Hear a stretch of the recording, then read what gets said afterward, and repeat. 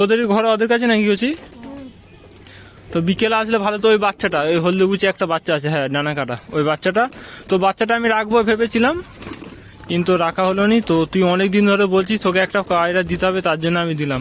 তো আমি অনেক লোককে পায়রা দিয়েছি, এমন করে আর পায়রা কাউকে দিয়ে যাবে না, ঠিক আছে? ফের অনেকে আমাকে বলছে পায়রার জন্য, তো আমি কাউকে পায়রা দেবো নি। এই ভাইগুলো অনেক দিন ধরে আমাকে কমেন্ট করছে আমার ইউটিউব চ্যানেলে, তো দাদা কবুতর দিবে, তো আমার কাছে দেওয়ার মতন কোনো কবুতর ছিল নি।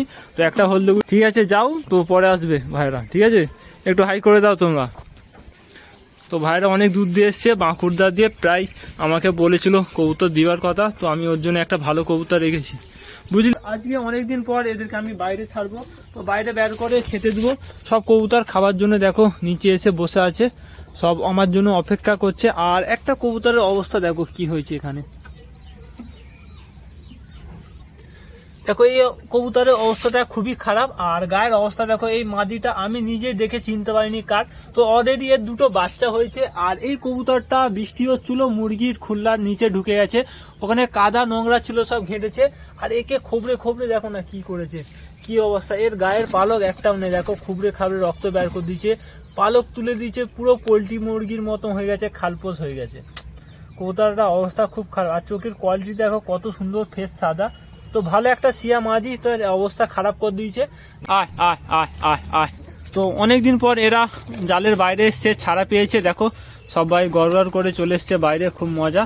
আর এখন হয়ে গেছে, কোনো ভাই আসেনি, তো কবুতরটা নিয়ে যায়নি, আমি ডানা কেটে রেখেছি। এই কত সুন্দর করে এরা খাচ্ছে, শেষ খাবার দিনের এদের। এবার এরা ঘরে ঢুকে যাবে, খোপে ঢুকে যাবে, যে যার বাচ্চাকে খাওয়াবে। সুন্দর কালার আমার কাছে কবুতর। তো সবচেয়ে ফেভারিট আমার সাদা কবুতরকে ভালো লাগে, তো সাদা কবুতরটাই আমার বেশি আছে আমার কাছে। আয় আয় আয় আয় আয় আয়। আর এই জিরিয়া নটটার পায়ে দেখো সুতো না কি দড়ি না, তো আমার জিরিয়া নটটা খুব প্রবলেম সমস্যা রয়েছে বেচারা। আর এই বাচ্চাগুলো দেখো না, দুটো বাচ্চাকে খায়নি, মাদিটা খুব শরীর খারাপ, তো তার জন্য বাচ্চাগুলো অবস্থা খারাপ হয়ে গেছে। আর নটটা তো ভালো খায়নি। চলো আমি আগে আমার এই নটটাকে ধরি। দেখো পায়ে চুল জড়িয়ে কি অবস্থা করেছে, পুরো নখগুলো কেটে যাবার খাপ।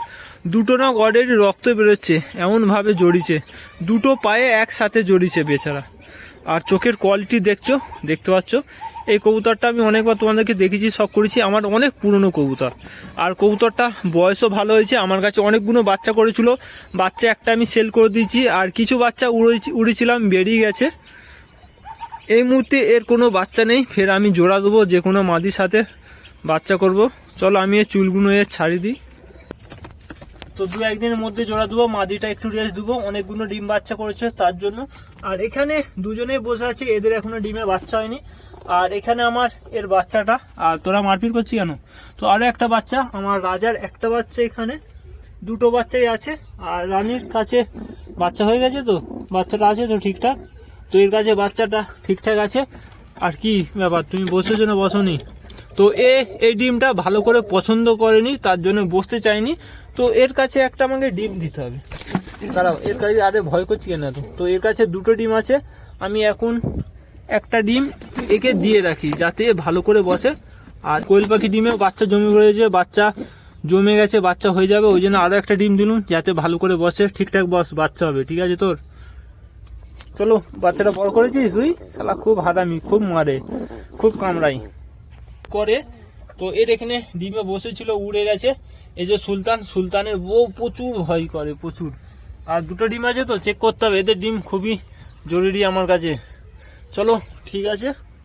আর এই মাদিটা নেই, তো মাদিটা কোথায় গেল?